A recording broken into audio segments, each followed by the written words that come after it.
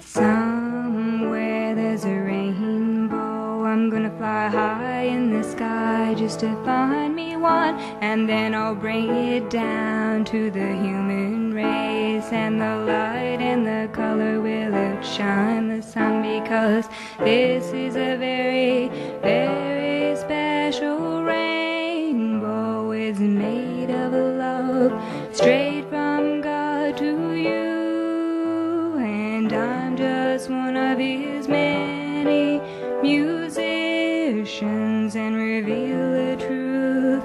That's what I'm gonna do.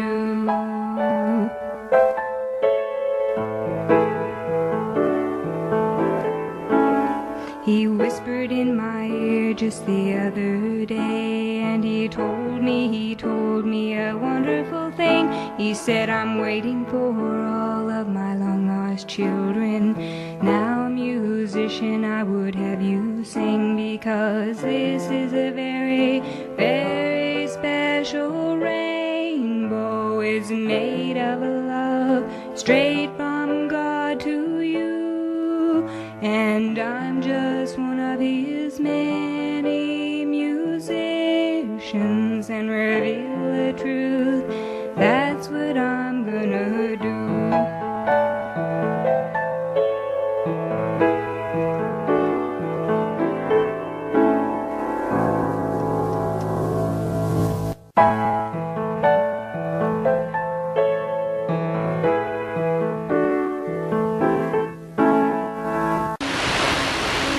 A grande fraternidade branca apresenta Atlântida Era Dourada. Dê uma chance à paz. Houve muitas coisas maravilhosas na vida na Atlântida. Ela era bela e, por milhares de anos, era harmoniosa. Os Atlantes podiam viver por 1000 anos ou 10 anos, se quisessem. Viviam tanto quanto quisessem experienciar a vida em qualquer que fosse a circunstância que desejassem. Os Atlantes não se casavam, do modo como vocês entendem o casamento hoje em dia. Muitas vezes uma união era constituída por almas, uma casal por algum tempo, até que um dos membros decidisse partir. Haveria então uma união com outra alma. As uniões raramente se dissolviam por causa da desarmonia, e quando esta existia, o casal ia para um tribunal constituído por uma união de filósofos, e geralmente o fator de desarmonia normalmente era solucionado. Raramente ocorria ali qualquer coisa que não fosse resolvida. Era um tempo de grande paz. Essa era dourada da Atlântida foi um tempo pacífico no qual vocês se lembram vagamente em sua memória longínqua. Nascer fisicamente era pouco usual na Atlântida, porque as pessoas haviam compreendido como deixar seus corpos e voltar quando quisessem. Mas quando as crianças nasciam, essa era uma ocasião grandiosa e alegre. Quando uma alma optava por nascer fisicamente, essa era normalmente sua primeira encarnação na Terra. Os pais cuja energia era totalmente compatível com a nova alma eram cuidadosamente escolhidos pelo conselho kármico. Essas crianças eram cuidadas não somente pelos pais, mas por toda a comunidade. Todos os residentes ensinavam, amavam e nutriam a nova alma conforme ela crescia, ajudando a entender a Terra e a existência física neste planeta. Existia um reino animal na Atlântida. Todos os animais viviam em harmonia.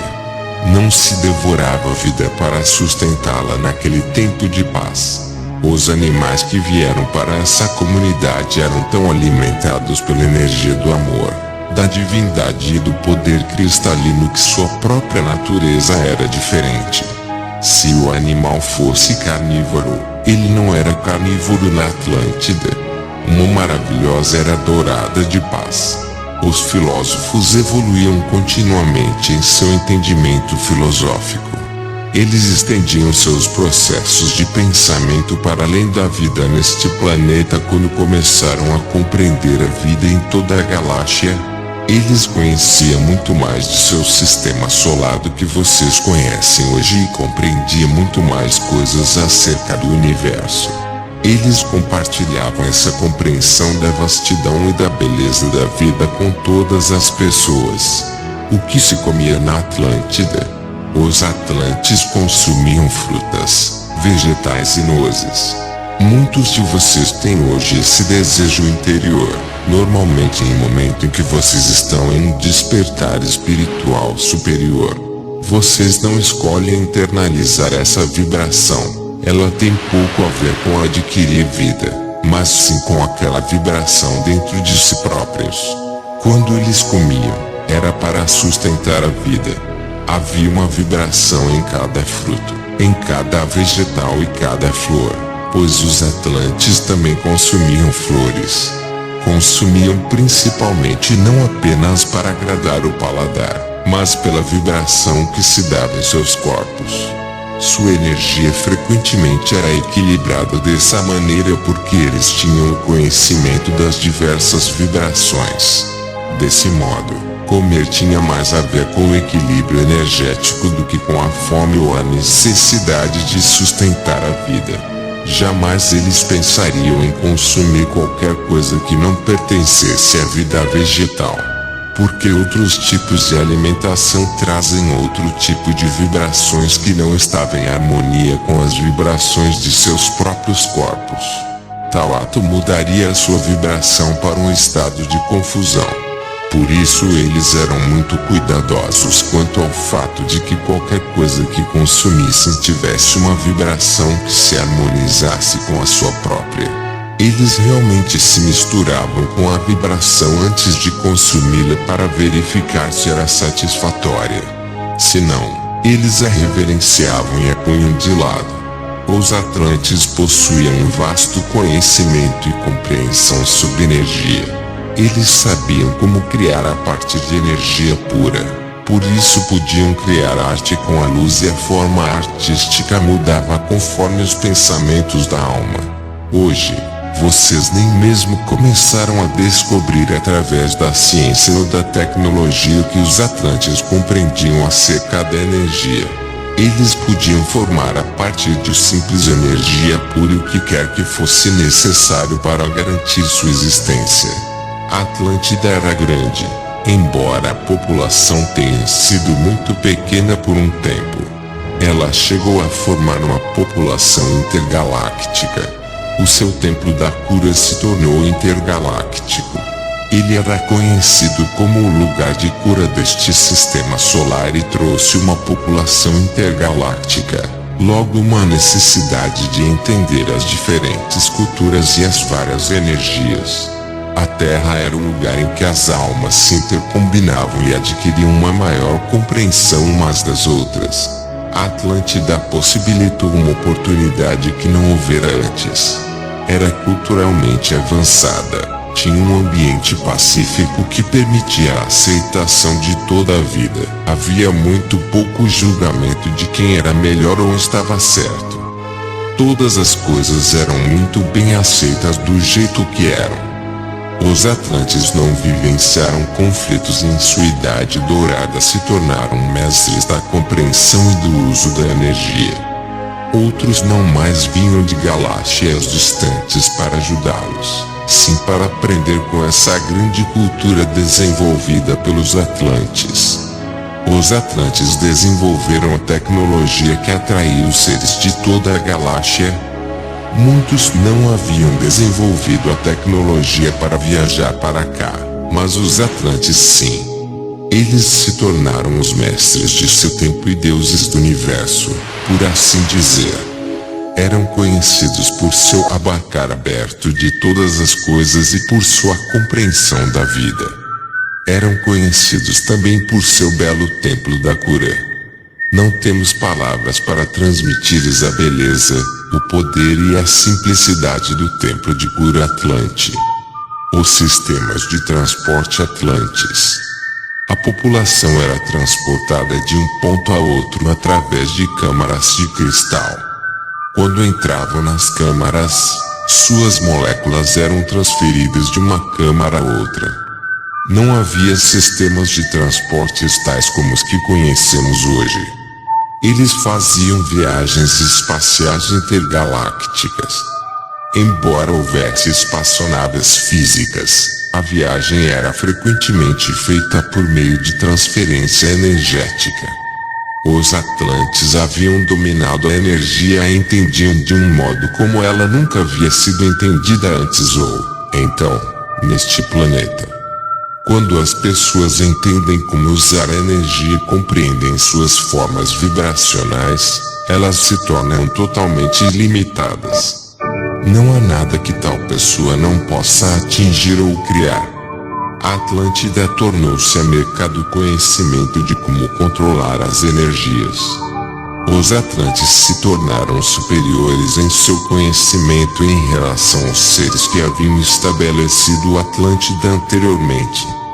Os fundadores deixaram por legado conhecimentos suficientes que, com os recursos humanos, foi capaz de evoluir muito rapidamente. Quando a humanidade não está dissipando suas energias em conflitos, vocês não fazem ideia de quão superior é a sua criatividade ou quão longe podem ir suas possibilidades. Nós diríamos a vocês, pelo fato de não estarem querendo deixar de lado seus conflitos interiores, que deixem de lado os conflitos em seu mundo. Vocês não estão conscientes de sua própria grandeza. A luta pelo poder infelizmente chegou à Atlântida. Chegou o tempo em que os Atlantes começaram a utilizar o seu conhecimento de energia de modos que começaram a servir a poucos.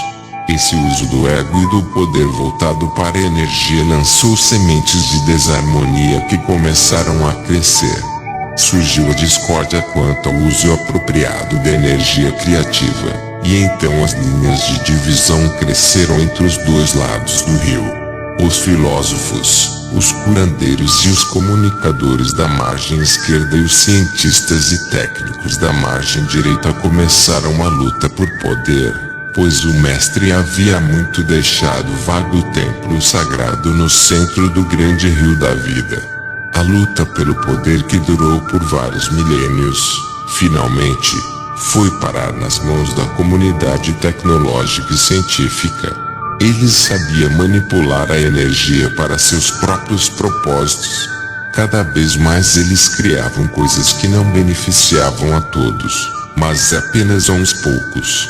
Aqueles que estavam no poder sentiram que as diferenças culturais refletiam níveis diferentes de compreensão. Sentiram-se superiores àqueles que sentiam mais a filosofia.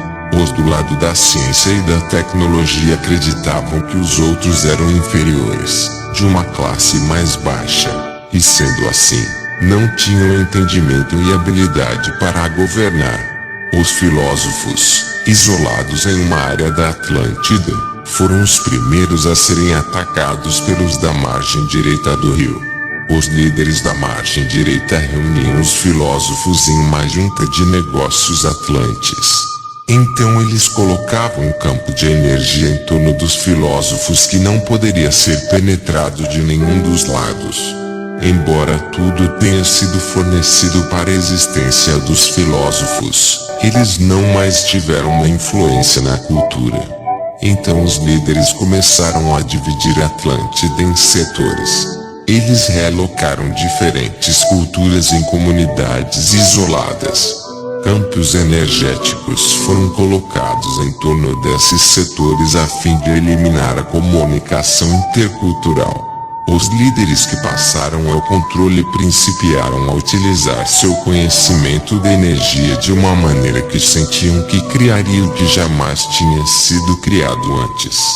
Perceberam que, quando se sabe como manipular a energia por meio de uma forma vibracional, a criação não é difícil.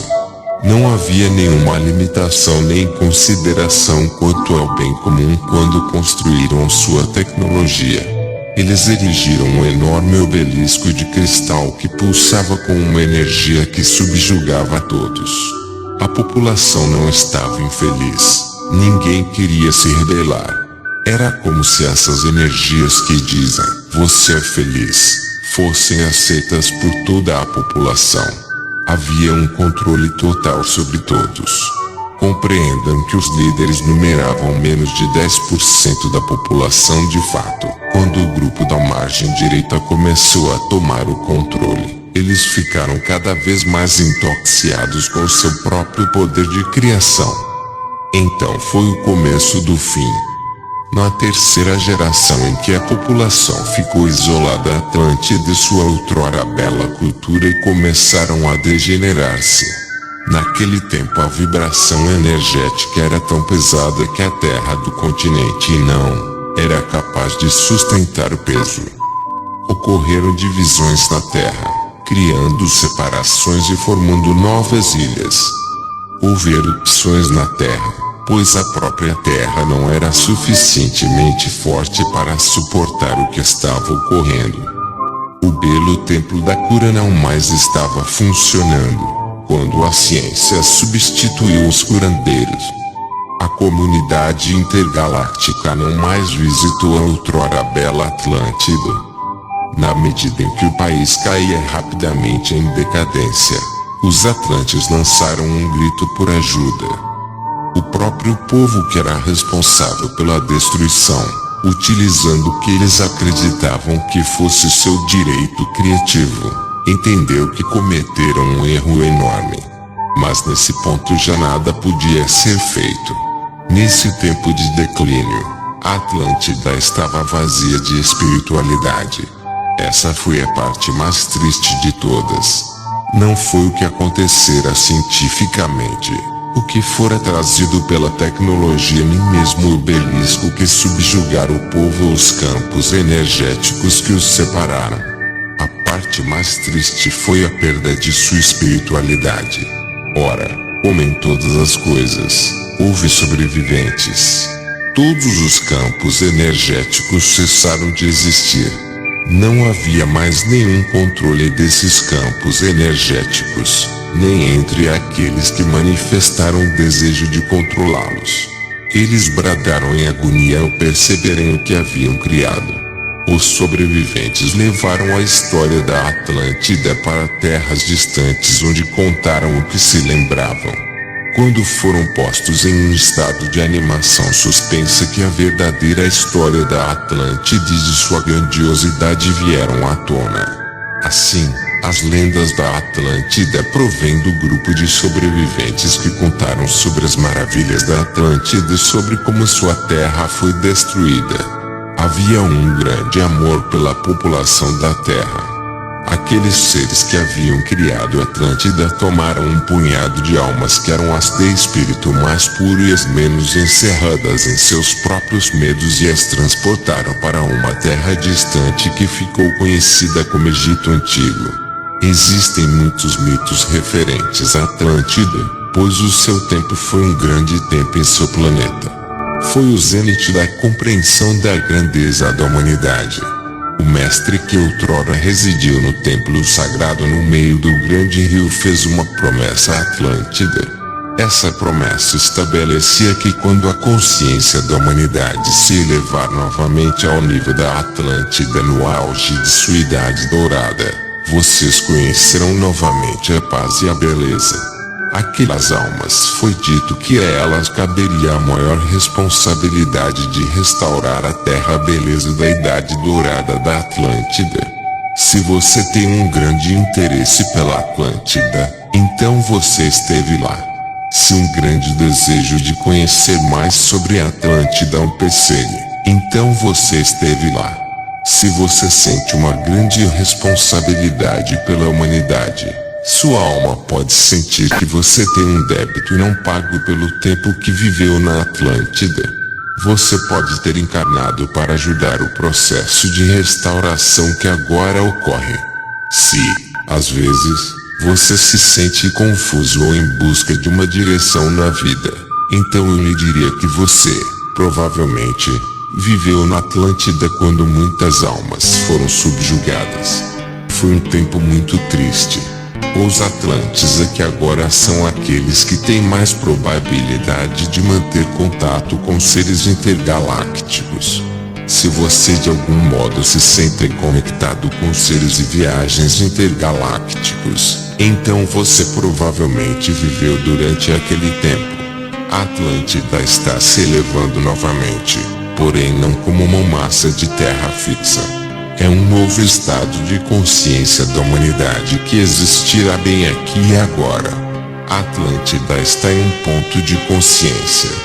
Vocês podem reviver a Atlântida hoje se quiserem, pois o tempo é uma ilusão. O que nós deste lado pensamos que vocês irão fazer é a reconstrução da Idade Dourada, mas façam isso da melhor maneira. Talvez vocês venham a ter uma compreensão mais clara da grandeza e da beleza de quem vocês são. Meditem a toda hora, enviem-nos a todo momento, meditem com frequência, amem sempre sem estabelecer condições. Desse modo vocês estarão trazendo de volta a consciência que tinham na Idade Dourada da Atlântida, sua consciência de massa. Mestres, reencontrem a sua maestria, salem a grande luz. O viajante das estrelas decreta que toda a humanidade possa viver bons dias, cheio de amor, paz, luz e harmonia. Que a luz esteja presente em todos os corações, nos conduzindo ao despertar da consciência para o trabalho do Cristo. Que a humanidade possa viver na luz, com a luz e para a luz. Que assim seja. Fiquem na luz. Amigos e irmãos, eu quero agradecer a todos por visitar a página Viajante das Estrelas. O conteúdo são mensagens dos mestres do universo para o despertar da consciência e a construção de um mundo melhor.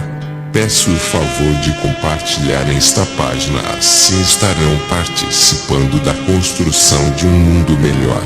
Não se esqueçam de clicar no sininho para saberem cada postagem desta página assim que for publicada. Luz, muita luz. Namaste.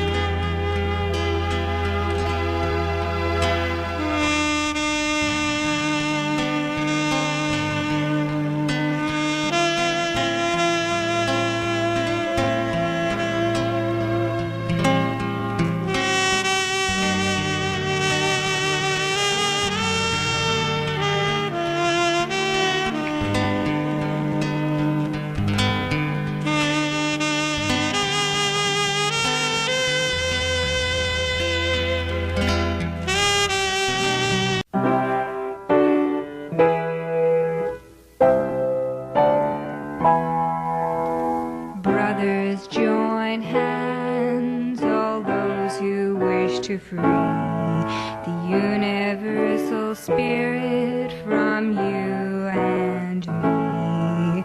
Brothers, join your sisters, live in harmony. We are seeking freedom universally. Brother, take my burdens and